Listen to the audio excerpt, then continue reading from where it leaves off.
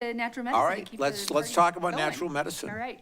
Betsy Stewart, who is with our city attorney's office, is online. Betsy, you can hear me? Yes, hi, can y'all hear me okay?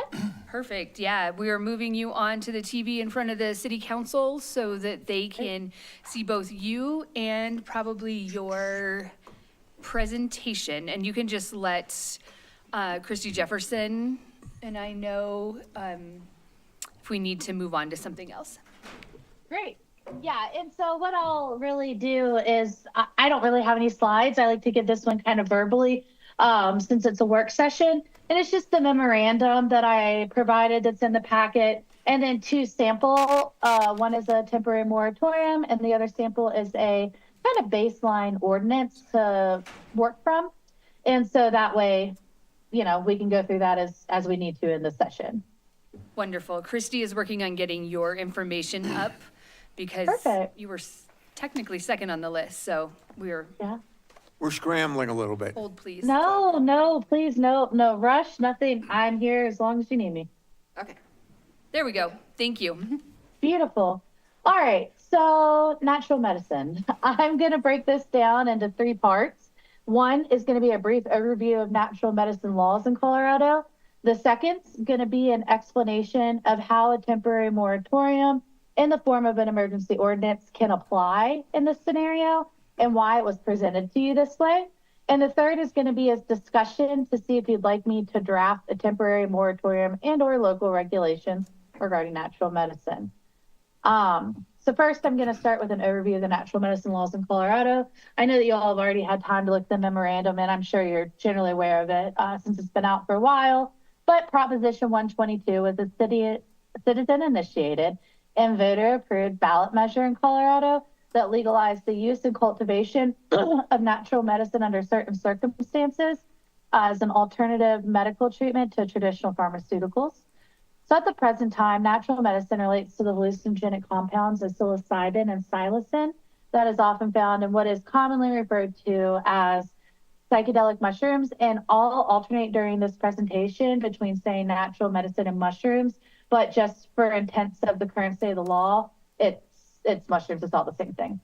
So the state laws regarding natural medicine are set forth in the Natural Medicine Act and the Natural Medicine Code and Colorado Revised Statutes, as well as regulations that were adopted by the Colorado Department of Revenue, which issues the licenses for the business aspect of natural medicine, and the Department of Regulatory Agencies, which issues the licenses for facilitators. They're the individuals who are trained in administering it for medicinal purposes. And I'll refer to those as CDOR and DORA interchangeably throughout, but for purposes of local regulation, it's not too. It's not worth it to get stuck on both of those. So a natural medicine business, as I said above, is licensed by CDOR, and it includes healing centers, which is where the dispensation of natural medicine occurs under the guidance of a licensed facilitator, cultivation facilities, product manufacturers, and other licensed entities created by CDOR in the future. Natural medicine healing center is actually categorized as a business, but it's also separated out since it's a little bit different because it's, as I said above, it's where the dispensation and facilitation occurs. Also, just for your edification, the public's edification, the facilitators receive extensive training, and that's as required by law under DORA regulations. And they may or may not be medical providers as well. So there could definitely be an example or a scenario where somebody is a licensed therapist and they are also a licensed facilitator, or somebody can just be a licensed facilitator. Mm-hmm. So the most important things for you to remember this evening are, one, the city can't prohibit a properly licensed facilitator from providing natural medicine services in a healing center within Salida. Two, the city can't prohibit the establishment or operation of a business that cultivates, manufactures, tests, stores, distributes, transports, transfers, or dispenses regulated natural medicine within its boundaries. However, given the word dispense, that I just used the word dispenses, this is not akin to recreational marijuana, where you can walk into a natural medicine dispensary and buy mushrooms over the counter. It's not like that. It can only be used in the specific settings I said above. Um, and then the city cannot adopt ordinances or regulations that are unreasonable or in conflict with the Natural Medicine Act or the Natural Medicine Code. So in other words, you can't really zone it out of existence or place restrictions that just wouldn't let it occur. So the city can set hours of operation. So it can do time, manner, and place. The state law permits municipalities to do time, manner, and place regulations. So, that includes hours of operation, setting distance requirements. So the state law currently requires that any natural medicine business must operate at a minimum of 1,000 feet away from a child care center, a preschool, elementary, middle, junior, or high school, or a residential child care facility. The city has the option of increasing that distance if it wanted to say 1,500 feet away versus 1,000. But honestly, across the state, what I've seen is people just stick with the state law there, and that's how it's been pretty consistent. You also, what I see most municipalities leaning towards is enacting zoning ordinances to kind of set out, okay, where do we want the businesses? So that would be more of the cultivation, testing, manufacturing aspect. Sometimes those go more in the light industrial zone or commercial or heavy service industrial zones, where natural medicine healing centers are often found more in a commercial district, or where perhaps, your doctor's offices are permitted by zoning. You can also set criteria surrounding lighting, odor control, things like that. So second, the temporary moratorium and emergency ordinances and why it's being recommended here. So a temporary moratorium is a legal mechanism that's most commonly used, although it's not always required, when changes to a land use code occur. So I know that within the city of Salida, sometime in the last year and a half or so, you'll have had a temporary moratorium due to changes in your land use code. So while the council may be familiar with this, I'm just going to give a little bit of a background to let the public or anybody listening kind of have an idea of what it is. So as I said before, they preserve the status quo of the current state of the law, the Salida Municipal Code, to allow deliberate and well-reasoned decision-making process regarding changes in matters of land use. So what this actually means, practically speaking, they would present a rush in the establishment of businesses in an effort to get ahead of any local regulations, which could result in an inequitable scenario where some business owners and facilitators are able to set up businesses in an area that may not ultimately be zoned for a healing center or manufacturing before the local regulations are in place. So in this case, we're faced with a newly enacted law that prevents municipalities from banning the operation of these businesses. And so the temporary moratorium, if we want to move forward with that, is recommended to ensure everyone who wants to operate a business or come in as facilitator is placed on an equal playing ground. And that ensures that future local regulations will be applied to them in an equitable manner, fair manner, to ensure that council and staff are well informed of their options, and you all have time to consider the implementation of the regulations and to allow time for public comment. Why this is being recommended if a moratorium is enacted as an emergency ordinance is under state law, council is permitted to adopt an emergency ordinance to immediately preserve the health and safety of its community. So state licensing agencies, CDOR and DORA, are currently accepting applications for business and facilitator licenses. And it's anticipated those licenses will be issued in the next month or two-ish. So that means, natural medicine operations are really going to start moving and showing up.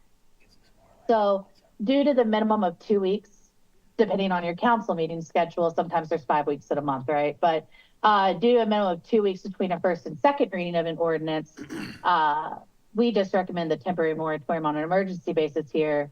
Like I said above, preserve status quo. We don't let some people get ahead of the other or establish a business in an area that will later not be permitted.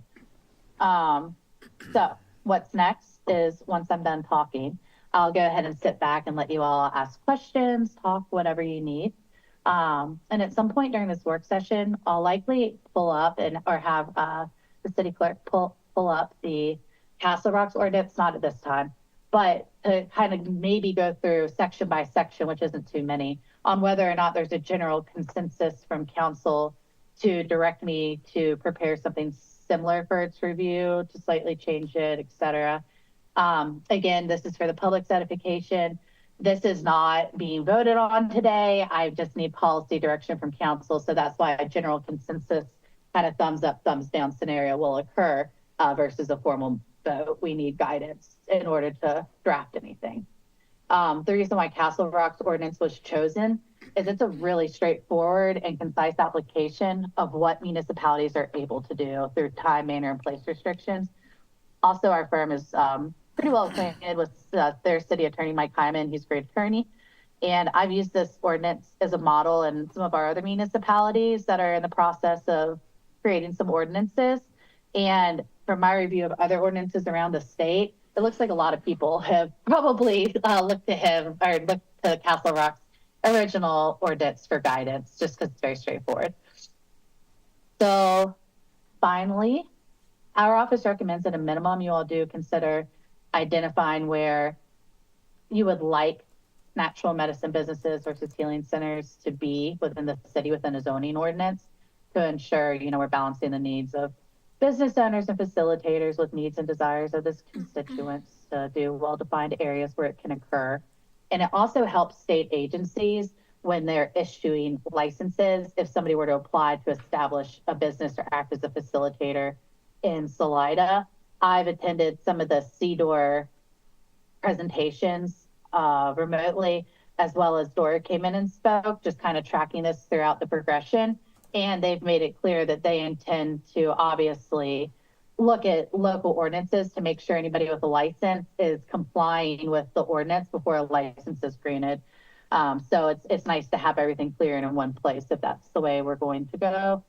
And then finally, the 6-month moratorium, or however long you'd want to do it, it can be lifted before its expiration if you ultimately decide to not do regulations, or if the regulations get adopted on second reading beforehand, I would just put a self-effectuating clause in the ordinance that just says adoption of this local regulation lifts the temporary moratorium.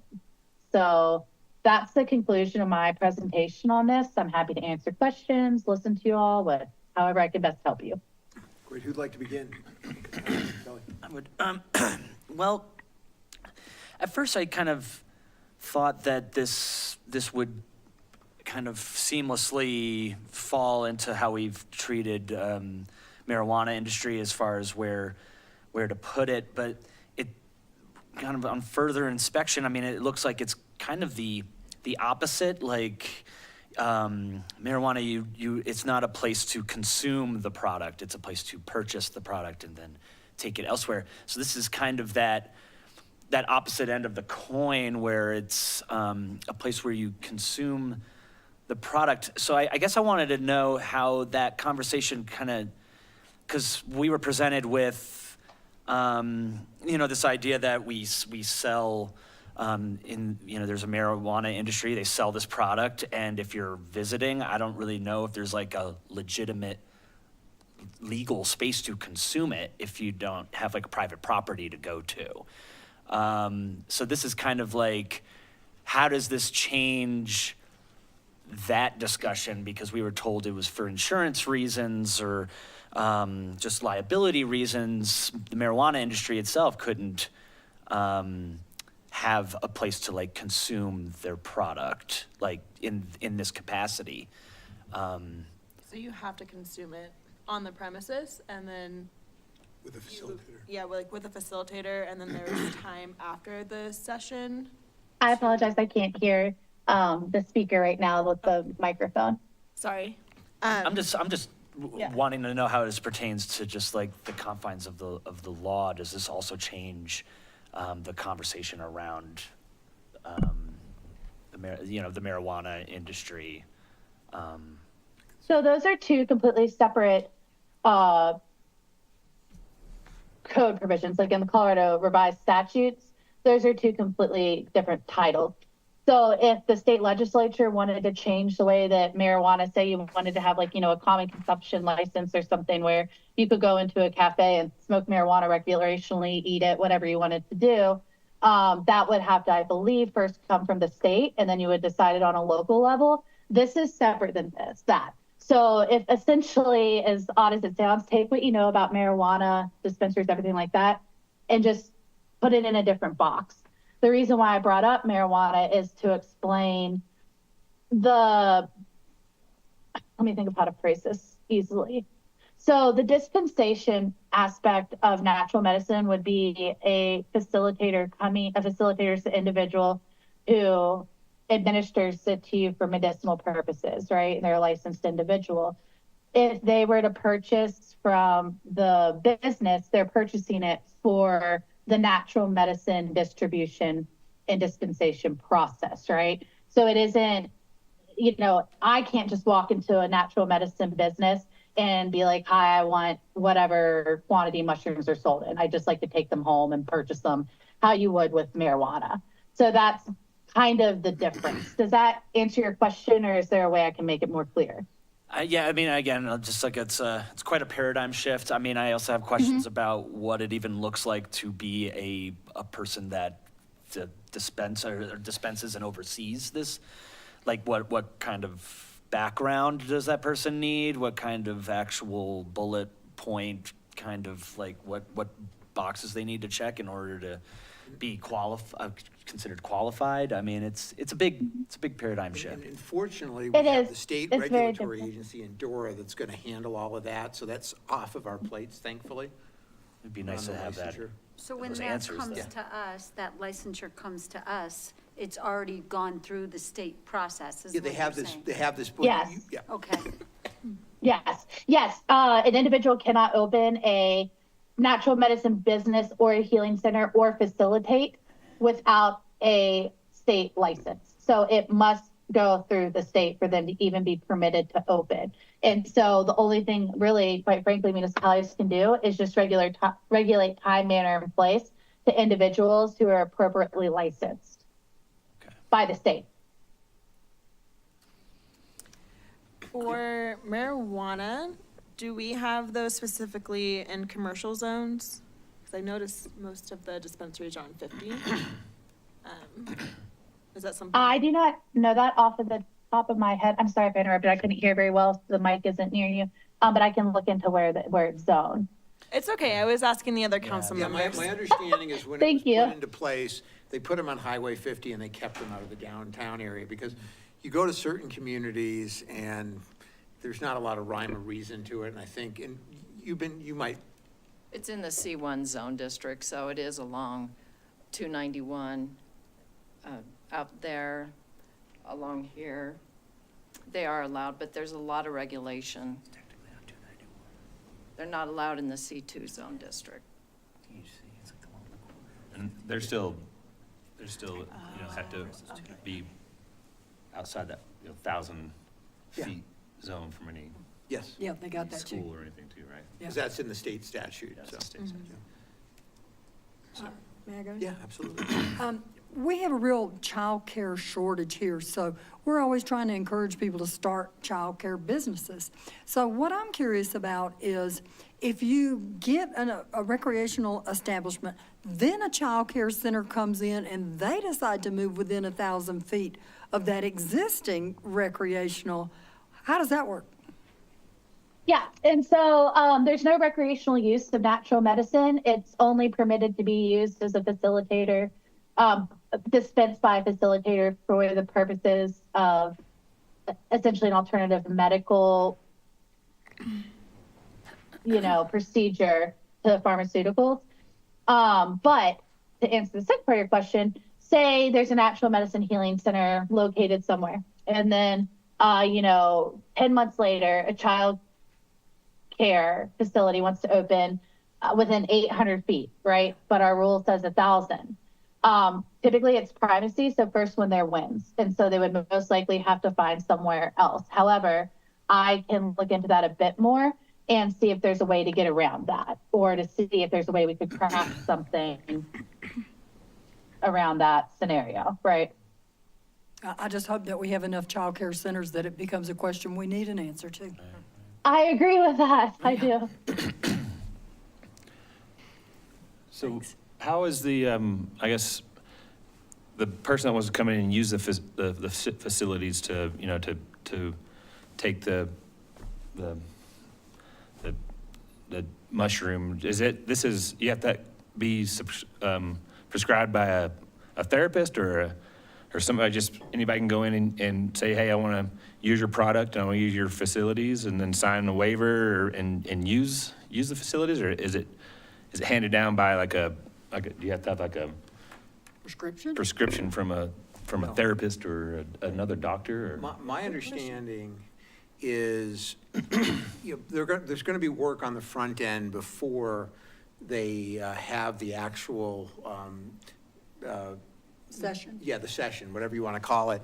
And so a lot of time, because, you know, some people will have pre-existing conditions, like from some of the research I've done, if someone, say, suffers from a bipolar disorder, this can be really dysregulating. So it's obviously going to be really important. I think this is where the state agency and the therapist or whoever is in that capacity to screen people and make sure that they're appropriate, because obviously they want this to do no harm and actually to help. So, and then it's on the back end in reading the material, a lot of time integrating the experience. Yeah. Yeah. I was just wondering if, like, I guess like a bachelorette party could come to town and be like, and rent this place out, and they could all go spend a night at this place. I think it's really important to recognize this is not a recreational usage. This is not, this is not recreational. Yeah. This is therapeutic in nature. Therapeutic. Yeah, Okay, I yeah, didn't know if it was just like Yeah. a place anybody could go and just like a group could come and No. say, hey, we want to. no. I don't think so. So I can add in a little bit more. If Christy Jefferson, would you mind to go to page 2 of my memo and pull that up?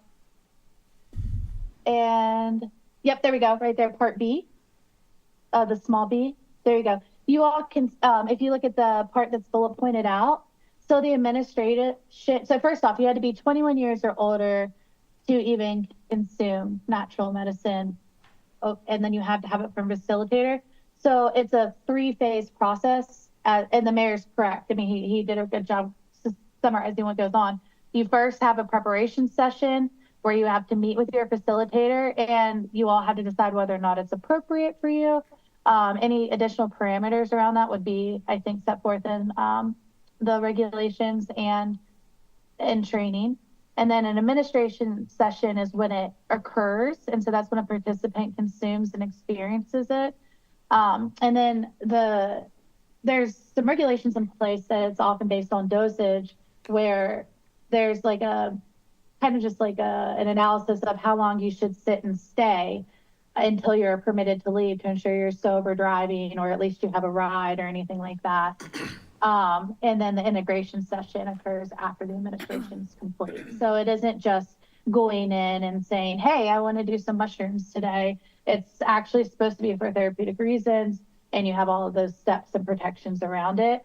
And quite frankly, I think the cost will end up, I don't know what the cost is going to be yet, but the licensure itself is fairly expensive, somewhere around $5,000 up. So I think that will kind of curb some of the potential for misuse of a therapeutic session. It's setting, if even that could occur. For time and place, I think it's just like normal business hours kind of thing, maybe like 9 to 5, something like that. For place, since it's not, because I did think it was kind of like a recreational thing, but hearing that it is more like a therapeutic process, Betsy mentioned maybe putting it by like hospitals or something. So we do have that one area there, and I don't know, are we allowed to and able to restrict it to just that area? Or does it have to be like a zone, like the commercial zone? I am looking at Betsy, or I see Nina's online now as well. Nina, not to put Sure. Betsy, you can answer first. Thanks. So yeah, you can put it in a particular zone. And what I would do is if you direct us to say, you'd like to have it where all the medical centers are, since this is a therapeutic, process, right, for the healing centers, I would then look at your code, your zoning code. I would look at your chart, your use chart, and I would kind of put in there where we think it would fit best within the zoning options available to you, if that makes sense. So if that's our direction, we can kind of wordsmith and really nail down where we think it should go and recommend that back to you. But the direction in that in general is appropriate for us to kind of accomplish that. And part of that, Betsy, I think, is like if you look around town, for example, you have doctor's offices on First Street, between this building and downtown. You've got medical offices out on the highway on 50 as well. I mean, my thought is, I don't think you would want it in the historic district. And I don't think they'd want to be down there because it's going to be loud, and you wouldn't want distractions with something like this. I mean, people are doing really deep healing work, and you wouldn't want it a place where there's cars honking and all kinds of pedestrian and car traffic. So. Also, as far as time frame, looking up that effects can last up to 12 hours. Is that like does 9 to 5 really cover that? I don't know enough about the duration of the effects, but looking at it as business hours is certainly a layman's approach, but I don't know if that covers it. I just don't. And so what I'm kind of seeing is that, so say we just stuck, I'm going to give you 2 examples. First off, say we stuck 9 to 5, right? That would essentially mean, you could probably start the session between 9 and 5. Maybe that gives you time to do 2 sessions during the day. A facilitator, say one started at 9. They give you really small doses. So this isn't like you're using it in a recreational thing to, I guess, get high, right? Instead, they give you a really finite dose. A lot of times I think it's actually more of a micro dose, perhaps, or depending on your tolerance and all of the conversation you have, you may have a little more. So say from beginning to end, it's 4 or 5 hours for you to be considered cleared to leave. 9 to 5 would probably allow a facilitator, I believe, to do 2 sessions in a day. What I have seen other municipalities do is actually take off day of the week restrictions. So you can go in any day of the week, Monday, Tuesday, Wednesday, Thursday, Friday, Saturday, Sunday, because obviously some people can't take time off work, or it'd be difficult for them to take time off work to do this. But they're extending the hours from, say, 7 a.m. to 7 p.m. So that kind of lets somebody maybe take an afternoon off or that. So I've really seen that kind of expansion of a 12-hour time frame versus otherwise. And so I got that right. It's 1 session at a time per facility. It's not like a multiple things happening at the same time, just like in some sort of divided sense of the. So from my understanding, it's typically 1 person at a time. However, I can look and see if the law allows right now for it to occur in a group setting. However, I think whether or not it's group or individual, the overarching premise of here's your dose, here are the things the facilitator must do before it can make sure you're cleared to go, those still apply. So the safeguards are still there. Okay. I guess, so what happens, so the person comes in, takes their dose, and then the facilitator stays in that room with them the whole time and kind of just talks them through it and has I think from the reading I've done on the subject, they allow the person to have the experience. They're there if the person needs support and help. They're not there to put anything into the mind of the person doing it. They're really there to allow the medicine to do the healing work and for them just to be there and make sure that person feels safe and supported. And if they need help, they're there to do that. And would we foresee more than 1 facility popping up? That's like another. Still too early to determine, but it was passed by the will of the voters at the state level, and Yeah, I just said, if there's going to be it changes like where we want to, the place, right? If there's like 3 facilities, Yeah. right, or the zoning, or. Although, unlike, say, you know, a marijuana dispensary, you know, where you're going to see it, I mean, this could very well be in an office building where you don't Right. even know it's there. Sure. You think it's therapy, just Right, regular right. old talk Okay. therapy. Exactly. That's exactly right. It's there. I mean, the best way to kind of reframe your mind for this and how I've done it is I've gone through this process of speaking municipalities is it's just a therapeutic mechanism. So it can be an office within an existing building Yeah. that has multiple uses. I like the idea of not the historic district, Right, yeah, but, sure. but then the time, you know, what's the time of the marijuana facilities now? Or a clinic facility, or, you know, some kind of therapy facilities, what are those hours? You Yeah. know, I don't know if you do 7 to 7 or you do 7, because some people will say, sure, you can have a massage, I'll meet you there at 10 o'clock at night. You know, if it's therapy, if they're doing that, so that would be hard to restrict to just say 9 to 5 or. I mean, I think 7 to 7 would be more than fair and reasonable. 7 to 7 sounds good. Yeah. And the 7 days a week makes a lot of sense to me Yeah. as well. Me too. And I mean, keeping in mind, it's someone's in an office, it's a one-on-one relationship. It's not going to be loud. Yeah, Right. Yeah. it's not going to be disruptive. Is that Yeah. any direction at all? What's Well, that? the direction I think that she needs is, do we want to have the moratorium? And for me, I say, yeah, we want We to have the already moratorium. have the moratorium. Yeah, we did that. Yeah. We do already have Comes on a now. temporary moratorium in place so that we could have this discussion and, determine what the council Oh, okay, wanted. the So we specifics. do have that in place I mean, I think it's I thought important we to be had done that. thoughtful. Yeah. And, I thought it was expiring or We're something. good. We still have time. yeah. Betsy, are there any other components of this that the council needs to direct? So I think, let me look through one thing really quick. So we're fine with keeping let me go through this one here, okay. So hours of operation, we're not gonna do Monday through Friday, it's 7 days a week, 7 a to 7 p.m. Then, let's see here. If you wanna pull up the Castle Rock ordinance, that's gonna be probably about 3 more pages down. And then go to the next page, please. And next page. Great. So with the locations, the permitted locations, is that something where you think that for the natural medicine healing centers, we kind of put them in the same areas as medical is what I was hearing, not historic district, right? Correct. Yeah, yeah.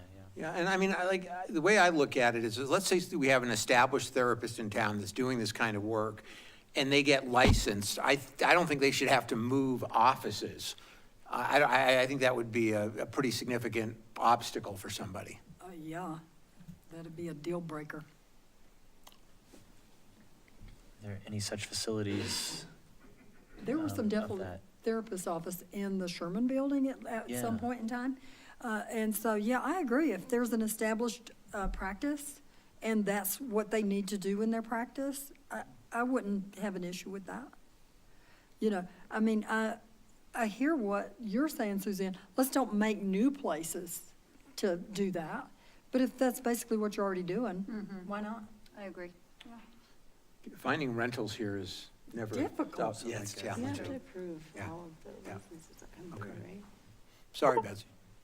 No, I understand what you're saying. So if you want me to try and see if I can wordsmith or think of some sort of caveat to say, you know what, let's have it here. However, if you have an established thing, you know, maybe we could do it with a different permitting or anything. I'll work on that, but I think that's the general consensus, correct?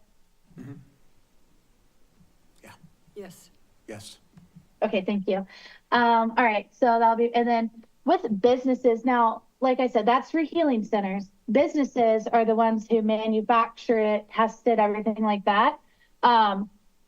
It would be akin, I guess, to a grow facility for marijuana, right? Yeah. So like I said, we've been seeing those more in the industrial areas, like industrial. Are you all okay with me placing that in a similar area in Salida, or do you have a different thought? I think that makes sense. She said industrial? Yeah, Do we? Smelter town? I mean, Yeah, do we don't have like a designated spot to cultivate marijuana in the It's city. outside the limits. It's yeah. outside the limits. Yeah. So does that change the, again, it's hard to parse out the marijuana part of the conversation, but as far as when it comes to cultivation, but. But At least for- industrial zones make sense to me for grow. I mean, you're not growing wheat in town. I don't know. You're not growing it out of town either, but you might grow some lettuce. Betsy, is cultivation, our medical, natural medicine businesses also, they fall under the same parameters as the treatment centers as well? So we can only regulate the time, manner, and place on that as well? Yeah. Okay, thank you. Yes, yes. So if you like, I think I kind of, we'll put it somewhere similar to where, a marijuana grow facility would be, or an industrial area, whatever the correct language is, Yeah. within your zoning code. Does that make sense? We can bring that to you as an option. I think so. That works for me. Thank you. Then distance for schools and dwellings, unless you all went differently, I would just reiterate the state's requirement of 1,000 feet. Yeah. Yeah. Okay, thank you. Then hours of operation, we understand that. Related to public view, lighting and storage, odor, disposal, and processing. My West Virginia accent flew out right there. Those are all fairly common things within Castle Rocks that people are doing. Unless you all are opposed to them, I would recommend probably including them just for clarification purposes. Makes sense to me. Yeah, I'm okay with Yeah. that. And then nuisance, we would just put in a typical nuisance provision most likely, and then I'll work on your zoning use, your chart. So I think we have this really straightforward, at least on my guidance side. Is there any other questions you all have for me, or any other thoughts before I hop off and let Nina take over? Thanks for helping us get on top of this. Yeah, thank you very much. Appreciate your time tonight. Thanks, Betsy. Of course, I appreciate you all so much, and we'll have that to you here fairly soon, okay? Thanks. Thank you. Bye. We do, Nina, we had to skip ahead, so we haven't done the PROST update yet, so we can do that since Okay. our PROST president is here. Okay. Okay, come on up. It's all right.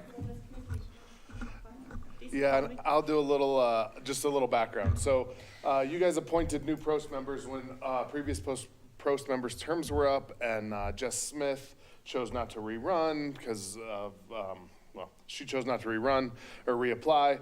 So you guys recently just appointed new PROST members. Well, Jessica Downing, the former chair of the PROST, has taken an appointment at the County Planning and Zoning, on the County Planning and Zoning Commission.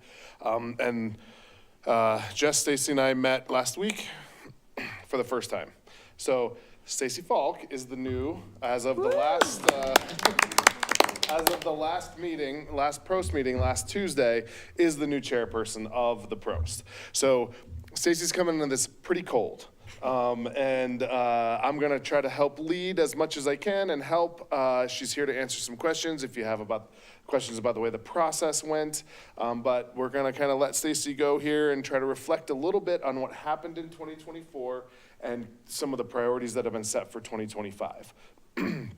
Reason we're doing this, when Jess Smith resigned, she came to you, said she'd like a little bit more back and forth. Councilman Stevens got appointed onto the board as a ex officio member. And we're here for what could be maybe a twice-a-year update or something along those lines, looking for guidance and telling you what we've done, what we're planning on doing, and looking for guidance from you guys. So I don't know that you're gonna be able to see that up there, but Can't quite see, but yeah, we can talk a little bit about some of the item lines if we want to, but basically we want to show how we've gotten to the current budget priorities that we want to see in, moving forward in 2025. A big point to look at is the increase in rec participation through a variety of Parks and Rec programming and uses of different facilities and parks. And so Diesel and his team have numbers here to kind of track that to show, where we're at with basically the priorities that we want to get to. But which one did you want to touch on, Diesel, on the? Line 23 in particular is gonna help a little bit with some of the proposed budget, budget that we proposed to you that you approved, had an increase in recreation, expense. And that is because we're now up again from 2020 with 266 recreation participants, recreation program participants. We're now at over 3,500. And so we are really engaging a lot of the community, and a lot of that growth has been in youth leagues. So basketball is 280 kids in it. They play for 6 weeks every Sunday. They have a practice every week. And we're using the school facility. So really, this is kind of a reflection on what we worked on and did last year as a department, and a lot of it at the direction of the PROST. So with that, go ahead and if you want to move to the next one. To the next slide. Yes, please. Okay. Oh. Thank you. You're up on this one first, and then I'll. Oh, this is so I think part of too, what I think with the transitioning of the board itself, and I have been on the board the last 2 years, and I've learned a lot in terms of how Parks and Rec operates, and I think there's been a little bit of a disconnect between the PROST board and council, which is why I think it's really cool that, you know, Aaron is now coming to those meetings, and we really want to be more diligent about how we're planning for these projects based on community wants and needs. So I think that this is really cool. Again, I just got the phone call that I was supposed to be here, so I did not fully prepare. But I'm happy to answer questions. I am pretty informed on the projects that we are doing. So if we did want to look at some of the priorities and how they've shifted from last year to this year, obviously there's been a lot of things brought to our attention in terms of other projects with deferred maintenance on certain things and things that we need to prioritize and shuffle around. And part of, you know, what we've really been talking about at this last meeting too is Cleora Park and the new development in Confluent Park and not Twin Rivers, what's it called? Two Rivers. So Diesel, when I had the meeting with Jess a few weeks ago, I asked Diesel to just bring me there because I want to physically see what is actually happening here. I know of the development, but I've never actually seen the land that's been set aside for open space and parks, and so that was really cool. And something that Jess Downing did want to really push for is moving forward with the Cleora Park development and making sure that there is enough public input behind how we want to proceed with that. So that is number 2 now on the list, with the resurfacing of the floor being number 1. We did add, per my recommendation at the last meeting, the Marvin Park boat ramp design. I think that should be continually on the radar as a big improvement that can benefit the community. What else is big that we need to touch on? Well, I guess the other thing I just want to backtrack just for a second is different ways we can go about really focusing efforts on these priorities. For example, the soaking pool, that was heavily on the agenda for a lot for the last few years. And then because there was a lot going on, we designated a task force, you know, for the soaking pools and, you know, the different projects within the aquatic center. And then that kind of fizzled away. So we want to try and come up with ways to keep the engagement, but actually make progress on these projects and not just continually talk about them. We kind of left that off with putting that group in charge of a feasibility study, and then I haven't heard since where they're at with that. So there's a lot of things going on, and I really want to continue to be involved to see these projects through.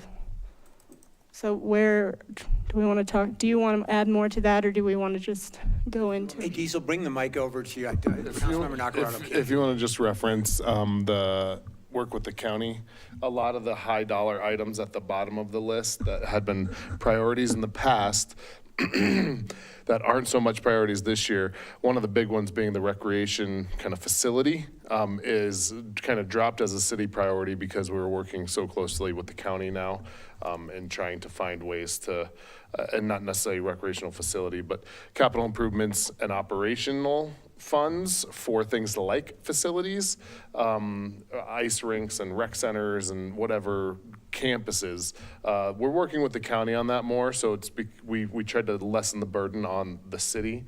But no, I think I think, well, I'd like to open it up, I guess, at this point. So just ask away, and Stacy can kind of address the functioning of the PROST, or kind of how they go about the process of setting priorities and directing staff. And then really, how should they be communicating back to you, or is this okay? Who'd like to begin? Okay. First of all, congratulations. Oh, thanks. Thank you for stepping up and doing this. So it shows on the 2024, there's 17 priorities. And then the other side, you've narrowed it down because of cost in the budget. Correct. Yeah. So you took some of those off and just said, okay, we can't do this. This is not. Yeah. And I think there was so many, really great ideas and things that need to be taken care of, but with the confines of the budget, we really did just have to narrow it down. And I think by doing that, then we'll have more progress and actually seeing some of these things through rather than just putting them on the list and not actually getting them done. So I think if we can just get these main priorities, focused on and funded properly and actually just get them done versus being so spread so thin.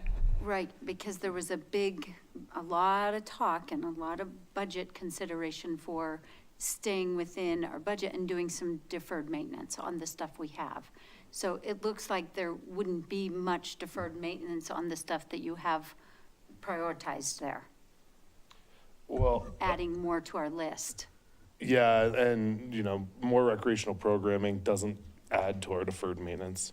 The natatorium floor is a deferred maintenance, top Okay. priority, address this deferred maintenance that we have. Park bathrooms have always been a very high priority. We just keep kicking that can down the road, and I just have to remind you of that as often as I can. Like, at some point, we're gonna have to address this.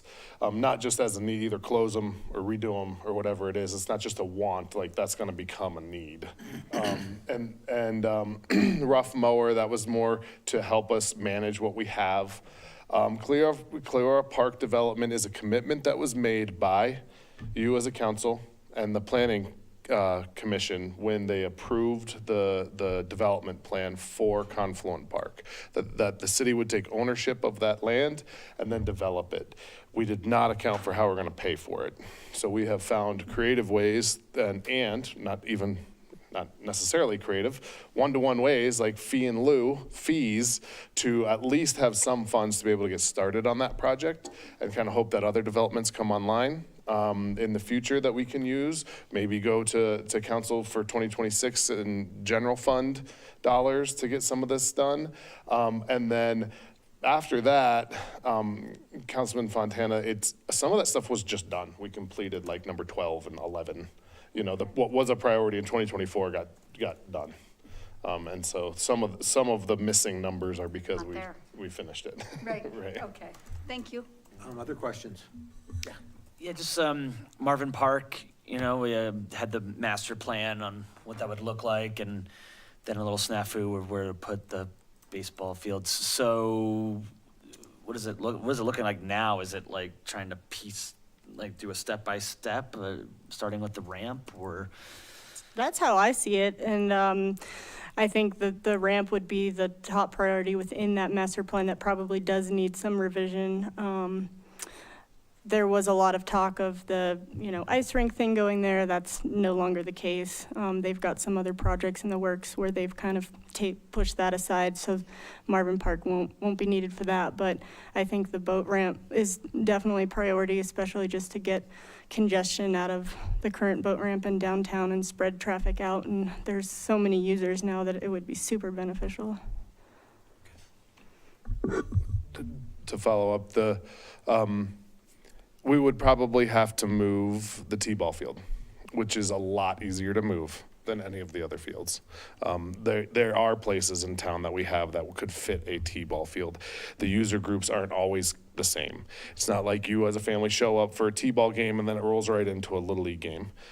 It's diverse enough that we feel that moving that isn't gonna affect kind of the experience. So, and I've talked with GoCo, they don't have any, well, they can't find their records of that being a GoCo funded project, which makes kind of abandoning it or moving it easier. I don't want to say abandoning it, but moving it a lot easier.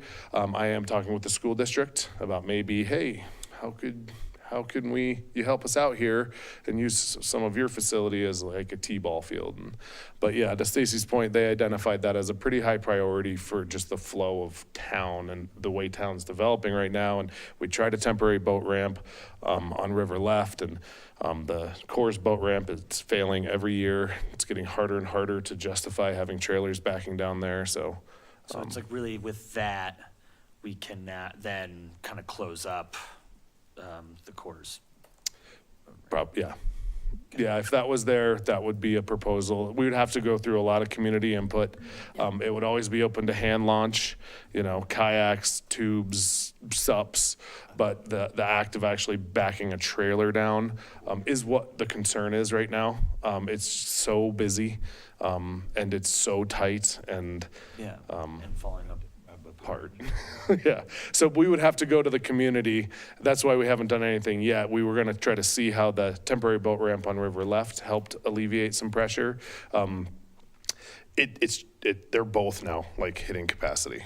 So on to plan E.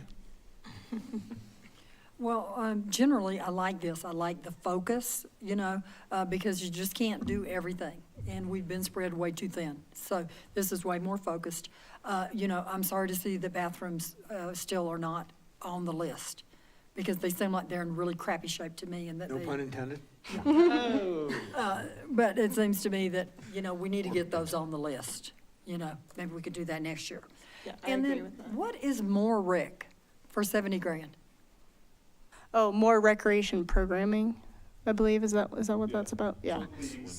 Okay, because you showed the growth in that, so Yeah. that's the line that So goes with supporting that. both adult youth leagues and drop-in and all the huge growth that we've experienced. Yes. We just need more supplies. And rec is great because we have pretty good cost recovery on it. The more money we put in, the better our recovery out is.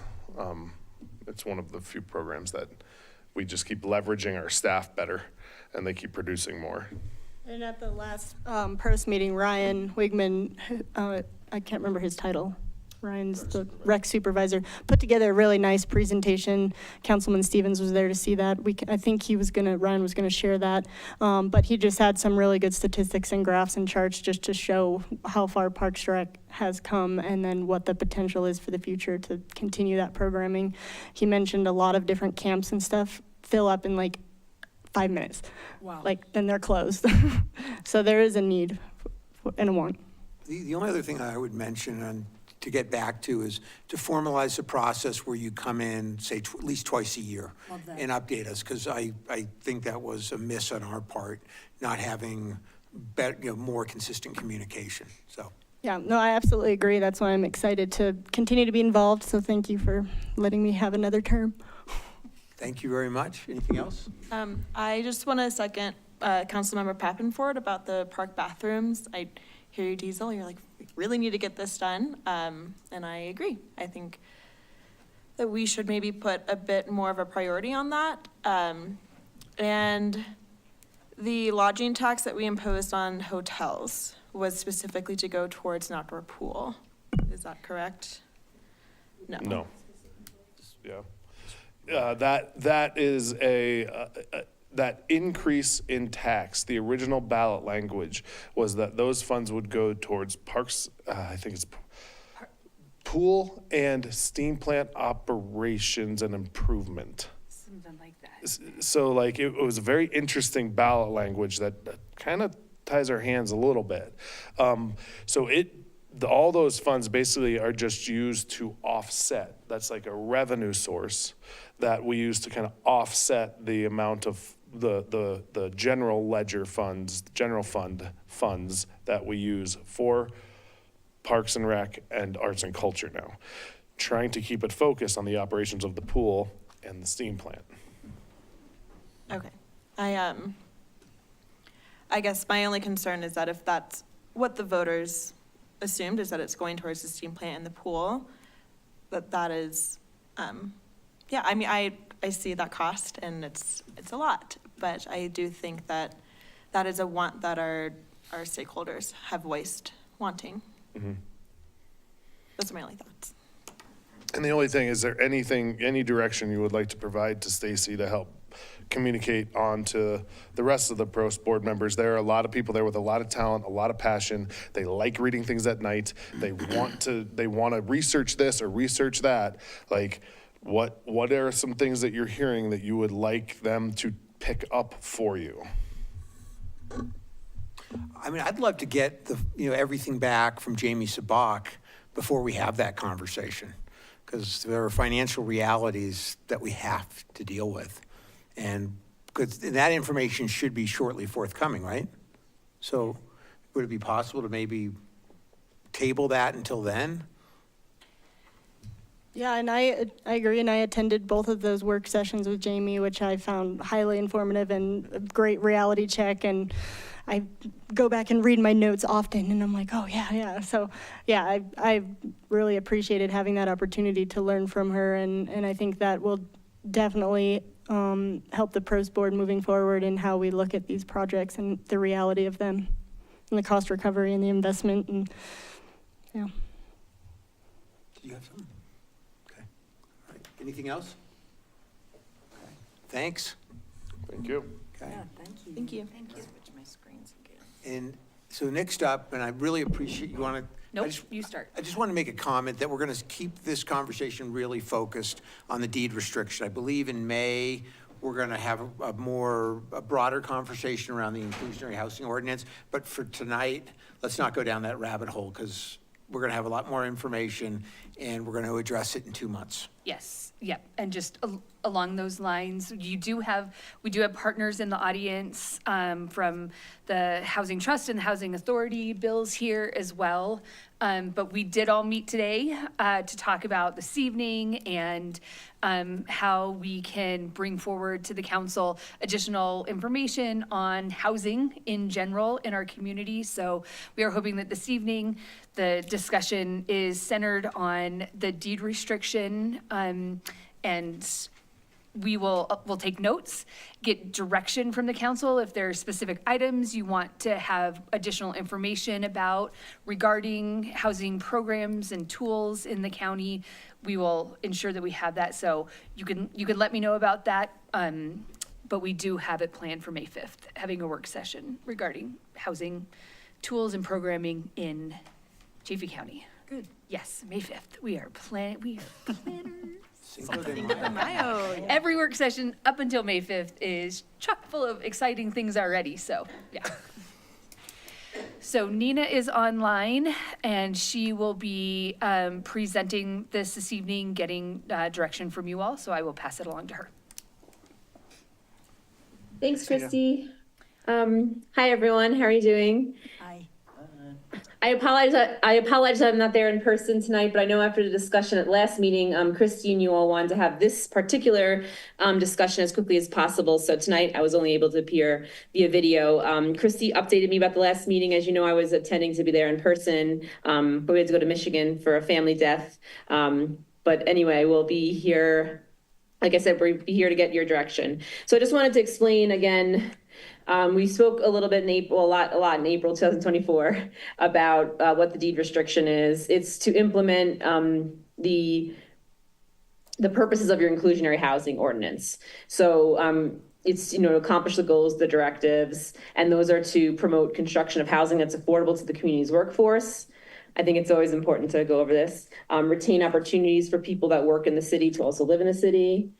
Maintain a balanced community that provides housing for people of all income levels, and to ensure housing options continue to be available for all different income residents and special needs populations. So in 161320D, there's a section that to comply with these requirements of the inclusionary housing ordinance, the applicant must execute a deed restriction on a form provided and approved by the city attorney, which is then recorded on the property.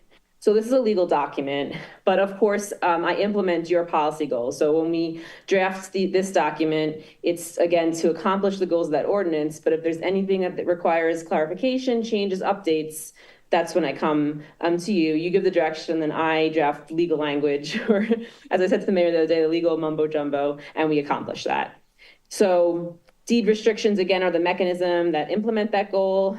And it's otherwise difficult to legally enforce your inclusionary housing ordinance and code requirements without the deed restriction in place.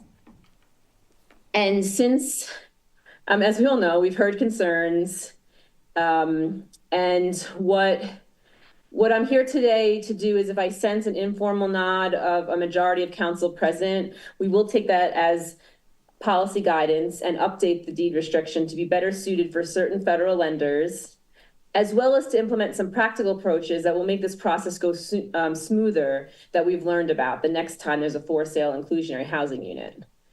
So I want to kind of summarize what's changed since the last time we spoke about this.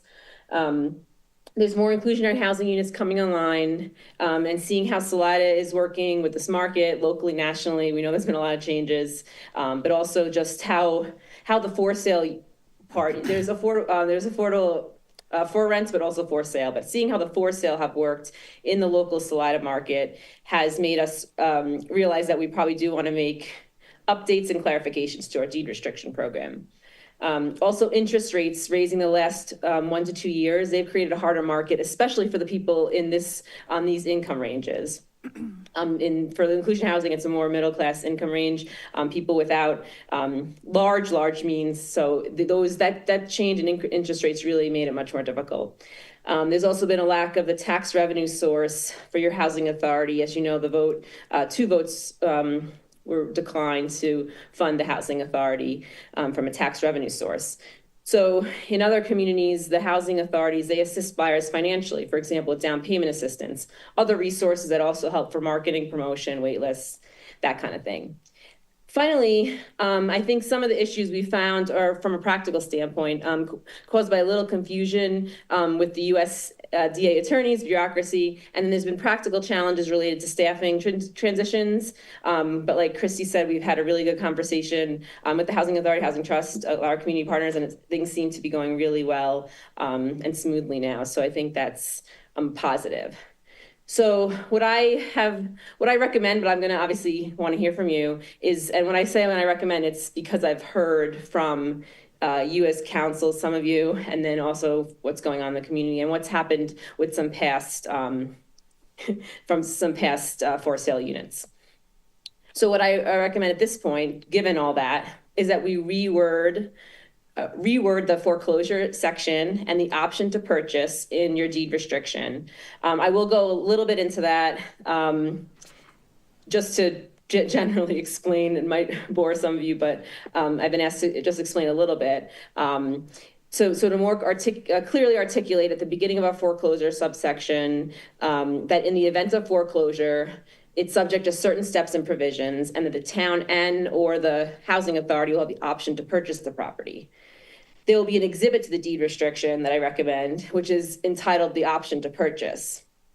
And this is a separate document that will be attached to the deed restriction that I recommend, which outlines the steps and details of the city's option to purchase, what must happen, including notice by the lien holders of the city before going into foreclosure or upon foreclosure, then details how the city must respond, time frame, exercise such option to purchase, the delivery of title to the property to the city, and details of the release of the deed restriction if the city does not exercise its option to purchase. Other sections to reiterate that, except for the persons or entities having a valid lien on the property, only an eligible household can acquire an interest in the property at a foreclosure sale. It also should be pointed, the other sections that I recommend is being more clear than our current deed restriction, is that the foreclosure by the holder of the promissory note secured by a first deed of trust, and if the city does not exercise the option to purchase, then the city agrees to release the property from the requirements of the deed restriction. We'll also have points that make it clear that in the event of a foreclosure on a second lien or a subsequent position, that the deed restriction doesn't get released. And then there's then we should provide options what the city should do if they do purchase the unit. In other words, to get the house out of the foreclosure, or not, just to purchase that in that case. So I don't want to get too granular technical here, but I can say that this rework section of the deed restriction, it does come from another community that I work with who deals with hundreds more deed restrictions than Salida does so far. So it has been approved by USDA, other lenders, and I think, taking that more clear language will help. And then from a practical standpoint, before I get there, also we want to rework some of the default provisions to more closely align with other communities. And then be very clear when the deed restriction points to the housing guidelines, now that they have been better developed by the Safety Housing Authority. So one example that I've been questioned about and also has been brought up is this good faith marketing. So after a certain period of good faith marketing, what happens? The deed restriction will point to the guidelines, which now are being, again, they're more clearly developed, and it'll be more clear as to what steps the owner and developer must take. And I know that was another issue raised at the last meeting with the property that was brought up. So after we do all that, if you give me the go ahead, I just want to explain that from a practical standpoint, what we're going to do to help. And that is we're going to show the draft deed restriction, even though this language that I'm recommending has been approved by USDA and a different local government, we want to make sure, send it to them, get a letter of approval to be proactive, and say, is this approved for both of your programs? And then after I do that, I also recommend that I meet with local lenders in person for educational purposes, purpose of the deed restriction, explain any language in advance of the next sale. So if we're doing all this the next few months, that'll be very positive, especially it is a small community and the lenders probably haven't seen deed restrictions in this community because we just started, right? So, I think there's things that we could do to make the deed restriction more clear, but then there's also practical steps that we can take in advance of the next sale. So I'll take questions, but also let me know if you agree with all this, and then I will amend our deed restriction document. Hey, Nina, thank you. Really appreciate the time and thought you put into this. Before I go to questions, and I just want to get a sense from people, we have two of our community partners in the room and experts, with Marjo from the Housing Authority and Reed from the Housing Trust. I thought it might make sense, if they were amenable to it, maybe to have them get up and share any thoughts on what was just shared with us before we go to questions. Everyone okay with that? Sounds good.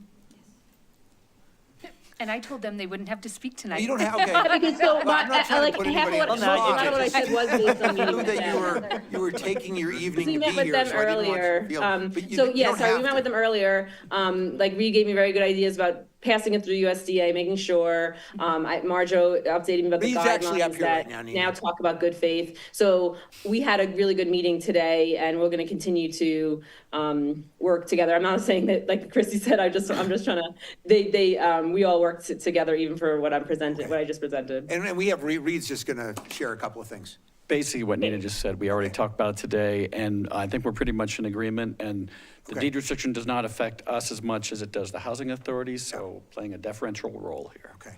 I just wanted to make sure you guys felt heard. Okay, Thanks, good. Dan, appreciate it. Questions? Let's fix it. Yeah. That's my thought. I'll write that down. Is that the technical term? Yeah. Yeah. I do believe, I know that the High Country Bank will, they're fine with deed restrictions. Because the Housing Trust has two lenders options. It's High Country Bank and USDA. So you can take that off your list, Nina, but I'm sure there are other lenders who would also need to be educated on it. Okay, so that's good to know. I know in my other community, they run things by the lenders in advance too, so it wasn't just, so thank you for letting me know that, yeah. Yeah. It wouldn't be a bad idea, just good faith to have the conversation. Right, have the conversation, and then maybe it would even open up their ears further for lending and seeing that this is available with the local banks. Yeah.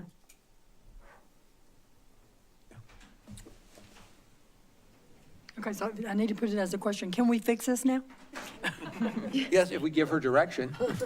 Yeah. Unless anyone opposes, and again, you won't see the deed restriction document unless you ask, you know, but I get the direction from you, that's why your code's set up, and then I, you know, write it up and it's recorded on the property. So we've heard that there's gonna be a sale on the property that was mentioned at the last meeting. This is really good, taking all these practical approaches, lessons learned for, and there's time before the next for sale unit comes online.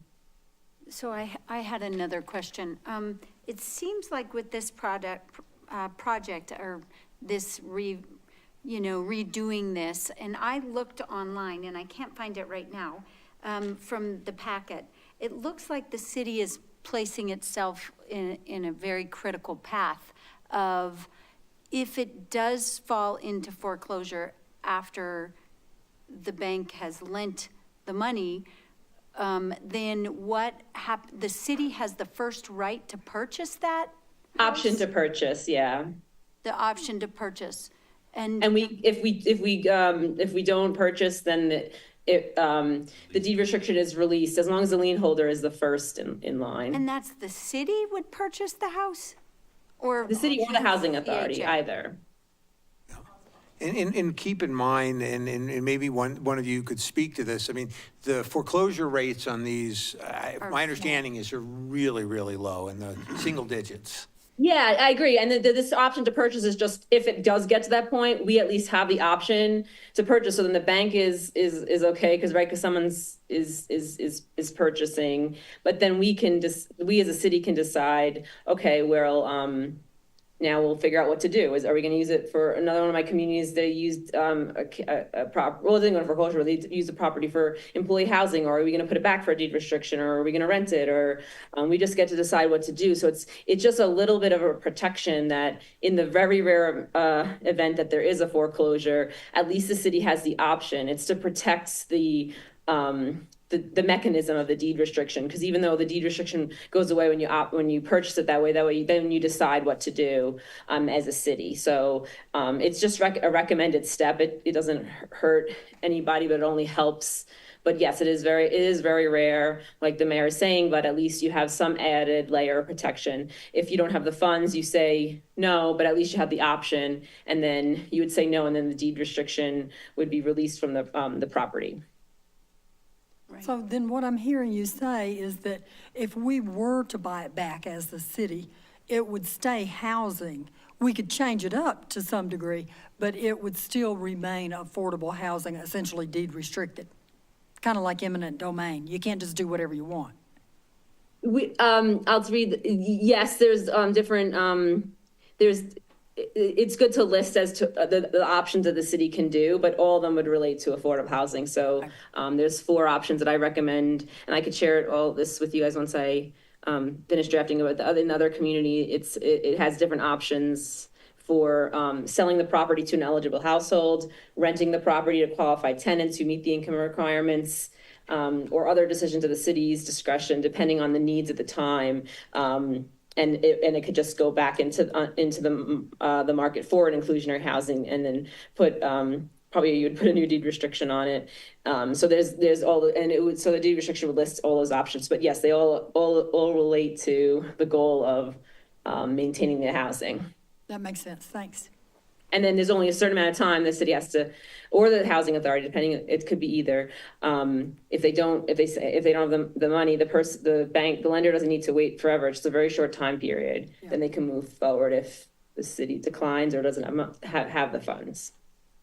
So like I said, it doesn't hurt anyone. I think it's a recommended option, and it'll be more greatly detailed in the new form, unless I hear otherwise from everybody. Yeah, keep the option, I say. Yeah. Anything else? No. Yeah, I know the Housing Authority brought this to us last year, about the foreclosure aspect. And there was opposition then, obviously, so we didn't go through with it. So I'm glad we had a year to think about it, but are there any concerns? Because we were opposed to it as a council last year.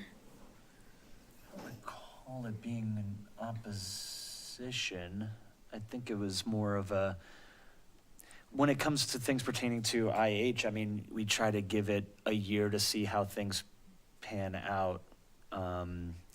And then if we get a lot of feedback of, hey, this isn't working, or hey, this is a barrier to entry, then we fix it. But it's usually try to make it like an annual thing instead of on the fly, like Yeah. as it pops up, because then we would just be adjusting it as like a reactionary knee jerk. And part of the reason we're having this conversation tonight is during that time, we've had it come up to us that there've been issues where people couldn't get loans because of the way it was worded, and things were staying on the market, and trying just to be a good partner with people that are trying to provide this housing. Those increased interest rates haven't helped. No, they haven't. Do you feel like you have direction? I do. Thank you very much. Thank you, appreciate your time. Okay. All right, Is that it? Are we done? we're done, I believe. All right, good night. Unless you'd like to add several agenda I'd like items. just good night. Thanks. Something. Thanks for coming.